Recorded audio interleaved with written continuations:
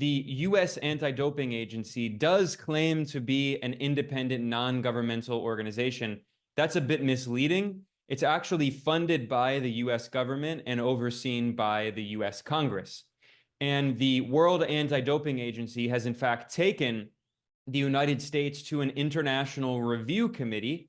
And this means that the U.S. may be barred from holding the Olympics in Los Angeles in 2028. And the U.S. is also slated to host the Olympics in 2034. So we will see how those proceedings go. But the World Anti-Doping Agency has said very clearly that the United States has violated these crucial rules and has allowed some of its athletes, an unknown number, since at least 2011, to compete in international sporting events, including in the Olympics, while violating anti-doping rules. That's obviously unfair. This, of course, is deeply ironic, given that we now know that the U.S. has allowed its own athletes since at least 2011 to use prohibited substances in violation of anti-doping rules.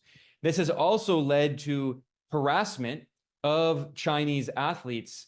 In the 2024 Olympics, the average member of the Chinese swimming team was subjected to 21 different drug tests on average, whereas the average member of the US swimming team was only subjected to 6 drug tests, and the average member of the swimming teams from European countries and Japan only had to do 4 drug tests. So clearly, Chinese athletes were being held to a much higher set of standards, which is obviously unfair. But the reason that happened is because the US made these accusations, which are rooted in ultimately a very aggressive campaign by the US government to try to demonize China in all international spheres, not only sports, but including international trade, infrastructure development, economic policy, military policy. The US has turned China into a boogeyman and tried to blame it for all of these